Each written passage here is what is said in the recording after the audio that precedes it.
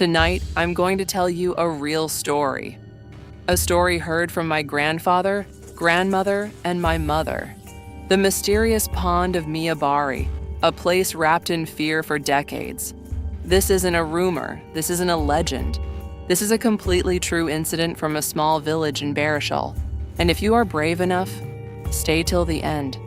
The mysterious pond of Mia Bari is a story I heard from my grandfather, grandmother, and my mother. The mysterious pond incident of Mia Bari is a completely true story.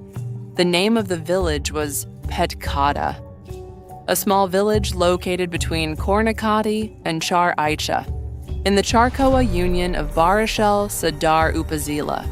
In the past, the name of this village was Petkata, but now the name has been changed to Majidpur.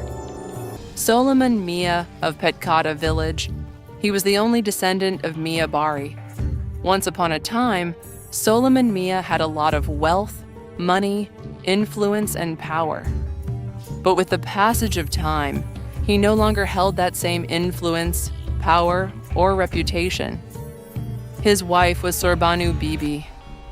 Sorbanu Bibi had a lot of trouble getting water, so he dug a pond on some abandoned land beside their home. I said, his wife's water problem because he loved his wife very much. Solomon Mia had a rice mill in the local market, and he also had a few storage houses.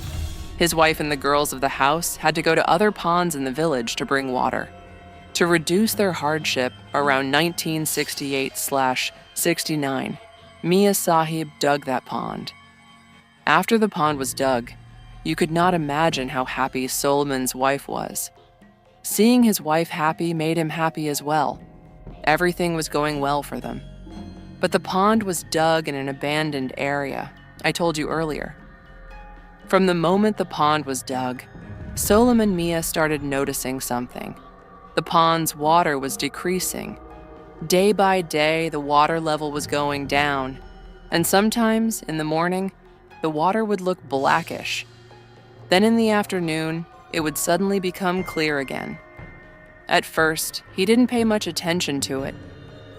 A few days after the pond was dug, one day at noon, Solomon Mia's wife was working alone at the gut. Suddenly, she felt someone strongly push her from behind. With one strong shove, Sorbanu Bibi fell into the pond. She was a village woman, so she knew how to swim. She swam up to the surface of the water and climbed up. She looked around carefully to see if someone had really pushed her, but she saw no one anywhere nearby. She became a bit frightened. She thought, this cannot be her imagination. Someone clearly pushed her. She quickly took her wet clothes and went inside the house. After changing her clothes, she sat and thought deeply about it. At night, when Mia Sahib returned home, she told him everything. Hearing this, Mia Sahib felt something strange. But he didn't show it to his wife, because he loved her immensely. So he comforted her, saying, "This must be your imagination. Or maybe your foot slipped and you fell." Let me tell you, at that time the gat was only made with 2 betel nut trees tied together. Seeing his wife fall, he decided to make a proper gat. What if something bigger happens tomorrow? He thought. There were children in the house too. The next day, he brought workers from the town. Within a few days, they built a full boundary wall on the pond side facing the house. They made stairs for sitting and using the pond. 3 sides of the gat were surrounded by a 5 to 6 foot high wall. Only the stairs went down toward the pond. After that, for several days, nothing unusual happened. But after some time, one night, thieves came to Mia Bari to steal.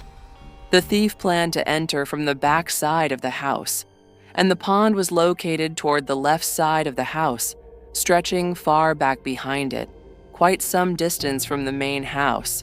So the thief stuck to his plan. Tonight, he would definitely steal.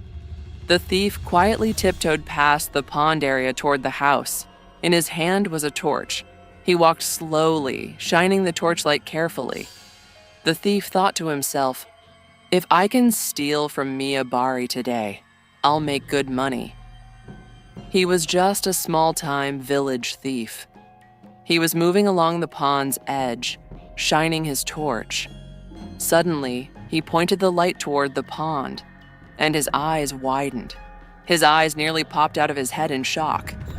He saw someone lying upside down, floating in the pond water. The thief quickly turned off the torch, then turned it on again. He rubbed his eyes, looked again carefully. No, it wasn't his imagination. He shined the light again. Yes, someone was still floating there. Now the thief became terrified. As he looked closer, he realized the one floating in the water was a woman, and her hair was spread across the entire pond. The thief thought, how can a human's hair ever be so long? No human being has hair long enough to cover a whole pond. Seeing that huge, enormous length of hair, the thief began trembling violently. He wanted to scream, but then he remembered. He came to steal. If people heard him, he would be beaten instead. He decided to run, but his feet were no longer moving. He couldn't lift his legs off the ground. He stood frozen in the same spot. It felt exactly like when a person gets paralyzed in sleep. He felt the same thing now. His whole body, including his hands and feet, was shaking violently. He held the torch still, pointing it at the pond.